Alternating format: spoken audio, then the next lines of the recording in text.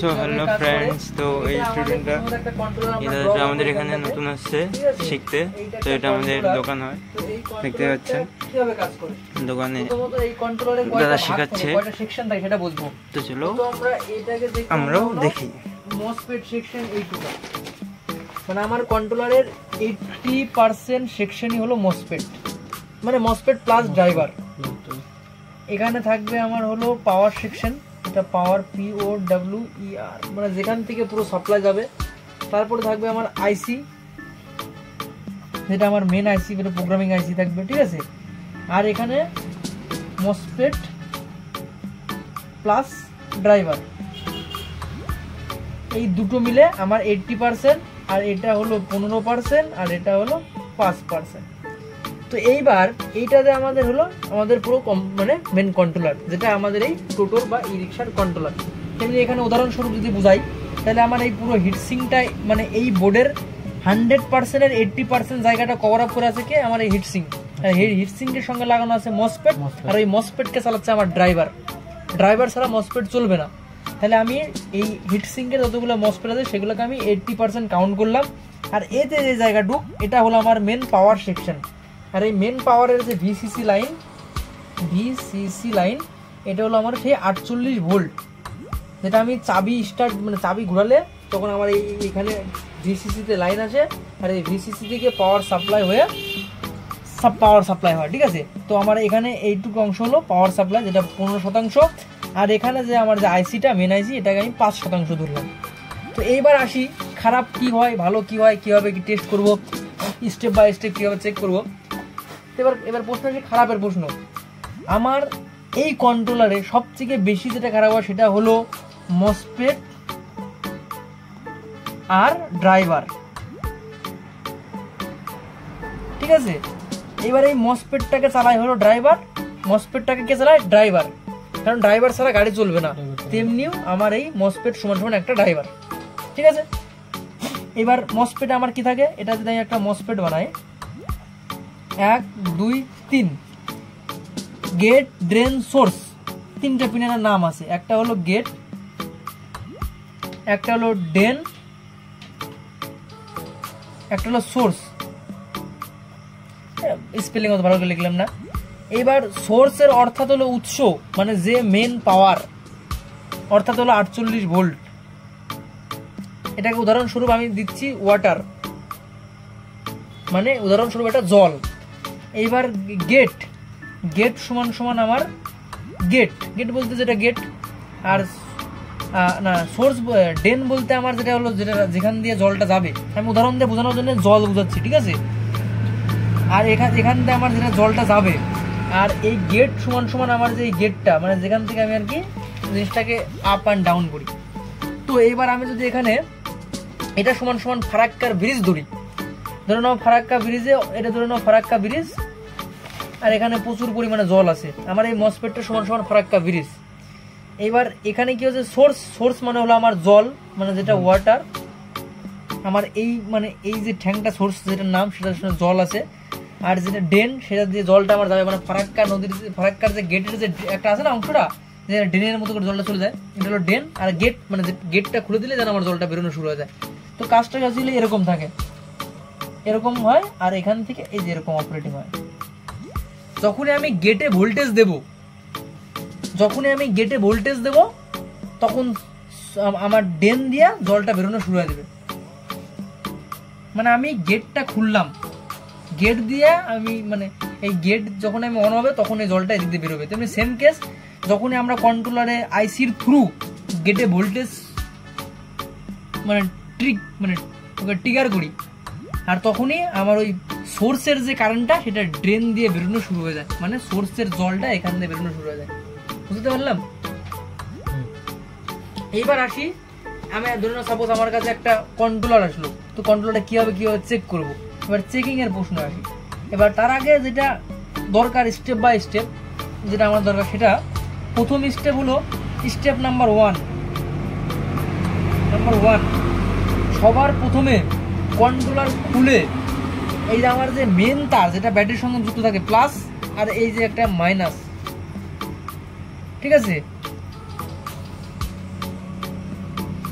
যে প্লাস আর যে মাইনাসটা সেটা শর্ট হয়ে আছে কিনা কি সেটা চেক করব। কারণ এখানে আমার এটা হলো প্লাস সাইডে মসফেট থাকে আর মাইনাস সাইডে আমার মসফেট থাকে, ঠিক আছে। এবার শর্ট হলে প্লাস আর মাইনাস দুই সাইডের মসফেট শর্ট হয়ে যাবে, তাই কিনা। এবার দেখা গেল শর্ট না হলো, দেখা গেল আমার প্লাস সাইডে মসফেট শর্ট হয়ে গেছে, তখন আমি বুঝতে পারবো প্লাস সাইড দিয়ে। যদি আমার নেগেটিভ সাইডে মসফেট শর্ট হয় তাহলে বুঝতে পারবো নেগেটিভ সাইড দিয়ে, তাই কিনা। আমাকে চেক তো করতে হবে। তাহলে সবার প্রথম স্টেপ হলো কন্ট্রোলারকে খুলে সবার আগে লাল তার আর কালো তার শর্ট আছে কিনা সেটা চেক করতে হবে। মানে লাল তার আর কালো তার যদি দুটো শর্ট থাকে, যদি উভয় পক্ষে শর্ট থাকে, আমার কালোতেও শর্ট দেখাচ্ছে আমার লালেও শর্ট দেখাচ্ছে, তাহলে বুঝতে হবে আমার প্লাস সাইডেও শর্ট হয়ে গেছে, আমার নেগেটিভ সাইডেও শর্ট হয়ে গেছে। আর যদি দেখা যায় আমার শুধু লাল মানে লাল সাইডটা শর্ট দেখাচ্ছে, তাহলে বুঝতে হবে আমার মসফেটের আমার কন্ট্রোলারের পজিটিভ সাইডের মসফেট শর্ট হয়ে গেছে। আর যদি দেখাচ্ছে আমার লাল সাইড ভালো আছে, যদি আমার কালো সাইডে যদি শর্ট দেখে, তাহলে বুঝতে হবে আমার কন্ট্রোলারের নেগেটিভ সাইডের মসফেট শর্ট হয়ে গেছে, তাই কিনা। এবার স্টেপ নাম্বার 2, এবার স্টেপ নাম্বার 2 আর কি চেকিং করবো। আর তখন চেক করবো কি করে, চেক করতে গেলে আমাকে মাল্টিমিটারের কালো তার লালে রেখে এই তোমার হলুদ নীল সবুজে চেক করতে হবে। তার উল্টা হবে, কালো তারে মাল্টিমিটারের লাল তার ঠেকাইয়া আমার তিনটা হলুদ নীল সবুজ মোটরে চেক করতে হবে। যেমন উদাহরণস্বরূপ কেমন, এটাকে আমি কন্টিনিউটি মুডে নেব। কন্টিনিউটি মুডে নেওয়ার পরে এটা যদি আমার কন্ট্রোলার হয়, এই কন্ট্রোলারে আমার ধরে নাও এখানে তার তো দেখা যাচ্ছে না সঠিক, এখানে উল্টায় দেখি এখানে কাজ করা হয়েছে অবশ্য। এবার আমার মসফেট শর্ট আছে কিনা কীভাবে চেক করব। তো আমি প্রথমে, এটা হলো ডিজিটাল মিটার, এর ক্ষেত্রে আলাদা হয় আর অ্যানালগ মিটারের ক্ষেত্রে আলাদা হয়। আমি প্রথমে কি করি, প্রথমে অ্যানালগের মাধ্যমে প্রবলেমটা ধরি যে কোথায় কোন তারে প্রবলেম আছে, এক তাহলে হলুদ নীল সবুজে ওটা প্রবলেম ধরার পরে আমি তখন চেষ্টা করি যে 4টে মসফেটের ভিতর কোন মসফেটে শর্ট আছে বা কয়টা মসফেট শর্ট আছে। তখন আমি কি এই ডিজিটাল মাল্টিমিটার ইউজ করি যেখানে বিপ হয়, তাছাড়া আমি বিপ ইউজ করি না। এবার সেই ক্ষেত্রে আমি যদি কারো কাছে যদি ডিজিটাল মিটার থাকে তাহলে তার ক্ষেত্রে কীভাবে চেক করবে, তার ক্ষেত্রে চেক করতে হবে নেগেটিভে নেগেটিভ রেখে এখানে চেক করতে হবে, এখানে চেক করতে হবে, এখানে চেক করতে হবে। যদি বিপ মারে তাহলে বুঝতে হবে যে আমার এই নেগেটিভ সাইডে শর্ট হয়ে আছে। তখন আমাকে কি করতে হবে, তখন প্রত্যেকটা মসফেটের গেটে টাচ করতে হবে। যেই মসফেটের গেটের ভ্যালু সব থেকে কম আসবে সেই মসফেটটাই খারাপ। না হলে আমাকে 4টে মসফেট তুলে বের করতে হবে, আবার 4টে মসফেট লাগাতে হবে, তাহলে টাইমটা বেড়ে যাবে, খাটনিটা বেড়ে যাবে। তাহলে শর্টকাট করার জন্য আমাকে নেগেটিভে রেখে আগে চেক করতে হবে কোন তার শর্ট আছে। দেখা গেল হলুদ নীল সবুজে শর্ট আছে, বুঝে গেলাম। এবার হলুদ নীল সবুজে তো 4টে করে মসফেট লাগানো আছে, তাহলে তোর কোনটা খারাপ হয়েছে সেটা আমাকে বুঝতে গেলে তার প্রত্যেকটা গেটে ধরতে হবে। যেটার ভ্যালু সবথেকে কম আসবে সেইটাই হবে আমার খারাপ মসফেট। তখন ওটা খুলে ফেলে গেটের সঙ্গে গেটের কানেকশন থাকে, 10 ওহমসের রেজিস্ট্যান্স দিয়ে লাগানো থাকে, মানে একটা ফিউজ টাইপের কাজ করে। ওটাকে চেক করে নিতে হবে যে আমার গেটের সঙ্গে গেটের কানেকশনটা আছে কি না। তেমনি প্রত্যেকটা হবে চেক করে নেওয়ার পরে নতুন একটা অল্টারনেটর মসফেট থাকলে অল্টারনেটর লাগাও, আর সেম নাম্বারের থাকলে সেম নাম্বারের লাগাও, ঠিক আছে। তো এভাবেই আর কি চেকিং হবে। এবার স্টেপ নাম্বার 3-তে আসি। স্টেপ নাম্বার 2 আলোচনা করলাম, স্টেপ 3-তে আসি। এবার স্টেপ 3-তে কি হয়, স্টেপ 3-তে আমি চেক করব যে এই যে আমার কন্ট্রোলারের যে এই মেন আইসিটা শর্ট হয়ে আছে কি না। এর জন্য আমাকে চেক করতে হবে কি, এখানে 78L05 নামে একটা ভোল্টেজ রেগুলেটর আইসি আছে, যেটা তোমরা এখানে দেখতে পারবা, লেখা আছে A78AS78L05, ঠিক আছে। এটা খুব ভালো দেখা যায় না। এটা দিয়ে একটা পিনে থাকবে আমার 14 ভোল্টেজ, একটা পিন থাকবে আমার গ্রাউন্ড, আর একটা পিন থাকবে আমার কত ভোল্টেজ, 5 ভোল্টেজ, ঠিক আছে। আর একটা পিনে থাকবে 5 ভোল্ট। এটা দিয়ে আমি তখন চেক করব যে আমার এই মেন আইসিটা খারাপ হয়ে গেছে না ভালো আছে।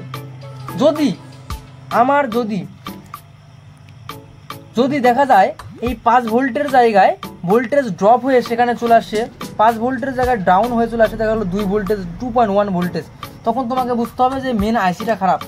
সেই ক্ষেত্রে যদি তোমার কাছে আইসি থাকে তাহলে তুমি লাগিয়ে দাও, আর না থাকলে কোনো কিছু করার নাই, আইসিটা খারাপ হয়ে যাবে। তখন কাস্টমারকে বলতে হবে যে নতুন লাগাও, নয় দাদা তুমি ব্যবস্থা করো, আমি পারলাম না, সিম্পল ভাষা। এবার তারপরে চেক করতে হবে, এবার কি চেক করতে, এটা হলো আমার মানে ভোল্টেজ ছাড়া চেকিং হলো।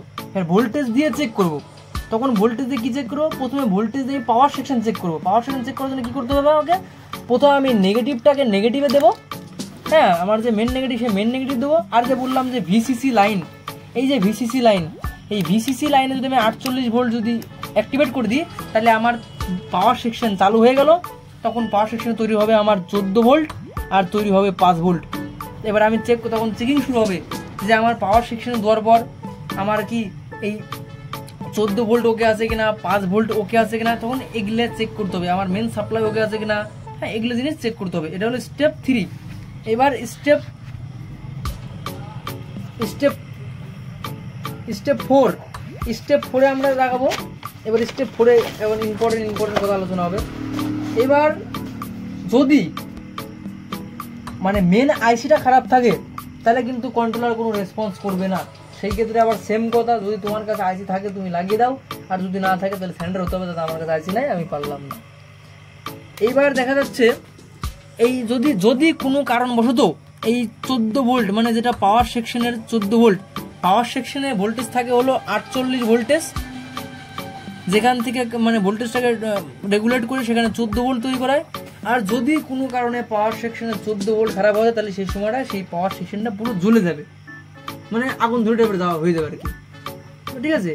এবার STEP step number 5, step number 5-এ এবার তো স্টেপ নাম্বার 5-এ তোমাকে যখন চেকিং করতে ভালো করে দেখতে হবে। এটা হলো স্টেপ নাম্বার 5। এবার নোটিশ আছে এর ভিতর কিছু নোটিশ বলতে, নোটিশ তেমন হবে তোমার যদি মসফেট শর্ট হয়ে যায় তাহলে তোমার মোটর ফেজে কিন্তু ভোল্টেজ চলে আসবে। অনেক সময় দেখতে পাবা যে মিটারে ফুল ভোল্ট মানে স্পিড উঠে আছে, মিটারে ফুল স্পিড উঠে আছে, কিন্তু সেই ক্ষেত্রে কিন্তু গাড়ি চলে না, গাড়িটা জাম হয়ে যায়। তাহলে সেই তোমাকে বুঝতে হবে যে আমার কন্ট্রোলারের মসফেট শর্ট হয়ে গেছে। এবার কত ভোল্টেজ আসতেছে মোটরের তার দিয়ে, ঠিক আছে, সেটা আমাকে চেক করতে হবে। যদি 1 থেকে 14 ভোল্ট আসে তাহলে বুঝতে হবে আমার ড্রাইভার সেকশন দিয়ে ভোল্টেজ আসতেছে মোটরের তারে। আর যদি 15 থেকে 48 ভোল্টেজ আসে তাহলে বুঝতে হবে আমার মেন ভোল্টেজ আসছে। মেন ভোল্টেজ বলতে যে আমি আমার যে ব্যাটারির সঙ্গে কানেকশন করা 48 ভোল্ট আছে, সেই 48 ভোল্টের থ্রু এই মোটরের ফেজে লাইন আসতেছে, যে কারণে গাড়িটা চলছে না। মোটরের ফেজের লাইন থাকবে হলো 0 ভোল্টেজ। যখন আমি পিক আপ দেবো তখন ধীরে ধীরে ভোল্টেজটা বাড়বে, কমবে না, বাড়বে। যখন আমি পিক আপ ছাড়বো তখন ধীরে ধীরে কমবে। এই হলো গেল। আর যদি মসফেট যদি তোমার শর্ট থাকে তাহলে মোটর জাম ঘুরবে, এটা তো কমন জিনিস জানোই তো, তাই কি না। আর ড্রাইভার সেকশন যদি খারাপ হয়ে যায় তাহলে অনেক সময় মোটর হাত দিয়ে ঘুরে দিতে হবে, মোটর হাত দিয়ে ঘুরে দিতে হবে, তাহলে কিন্তু আবার ঠিক মোটর ঘুরবে।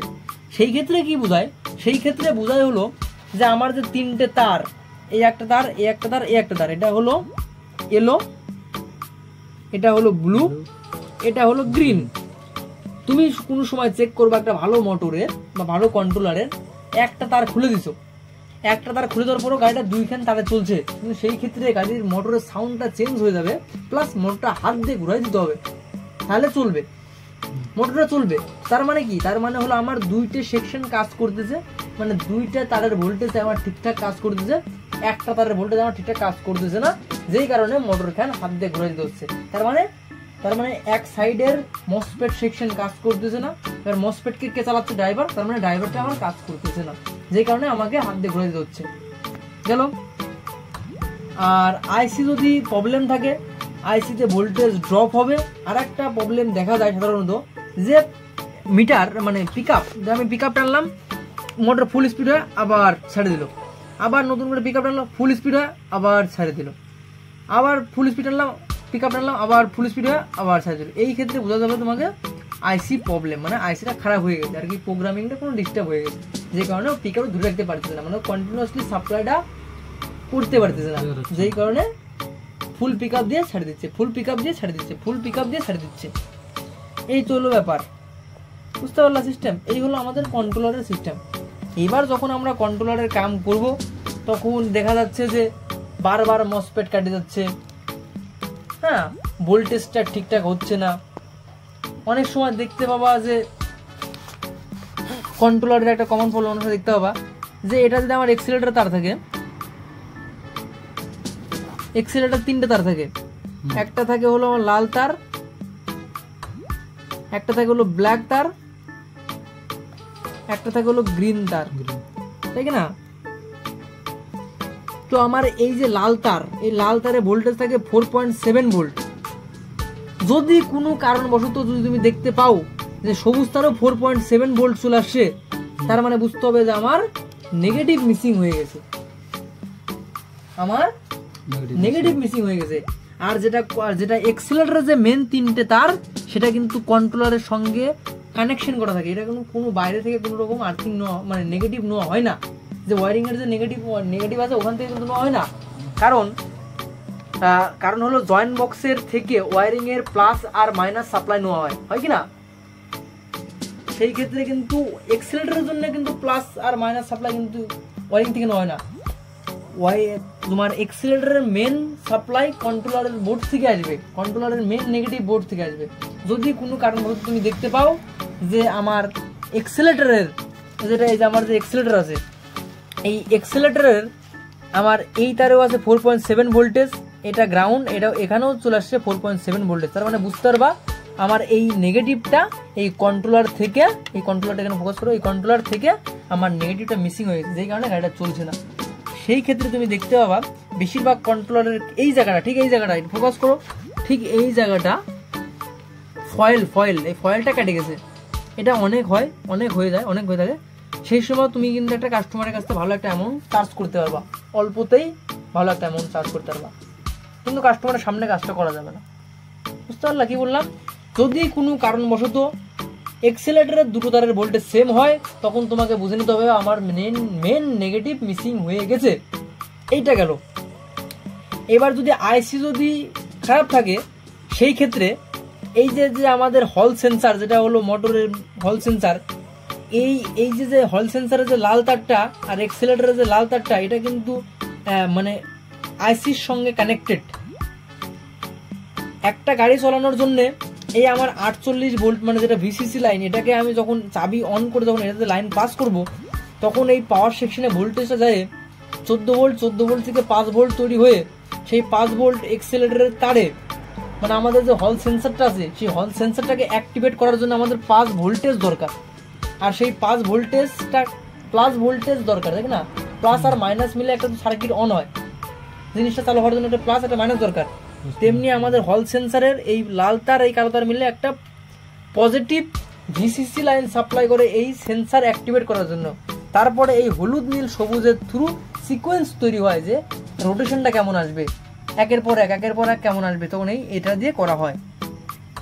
আর এই দুটো আমাদের সঙ্গে এই প্লাস আর এক্সেলারেটরের প্লাস আর ভিসিসির প্লাস আমাদের আইসির সঙ্গে কিন্তু কানেকশন করা থাকে। এই জন্য যদি তুমি কোনো সময় দেখো যে কোনো গাড়ি চলছে না, তাহলে তোমাকে কিন্তু এখানে 5 ভোল্ট আগে সবার আগে চেক করতে হবে যে এখানে 5 ভোল্টটা ঠিকঠাক পাচ্ছে কি পাচ্ছে না, আসছে কি আসছে না, ঠিক না? এটা কিন্তু ওই ভিতরে পড়ে। আর এখানে যে আছে, এখানে আছে স্পিডের তার, ব্যাকের তার আর একটা শর্টের তার।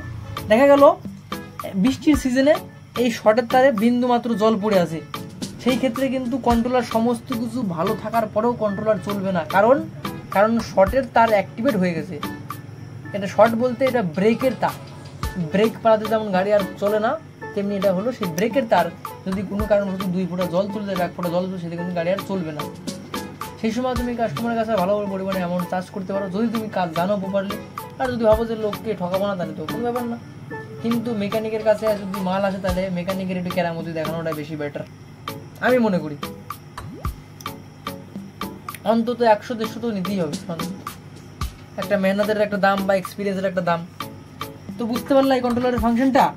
তো আজকের মতো এইখানে, কালকে থেকে শুরু হবে কি করে টেস্টিং করা হয়, কি করে মসফেট উঠাতে হয়, কি করে মসফেট লাগাতে হয়, অল্টারনেটর কি মসফেট আছে।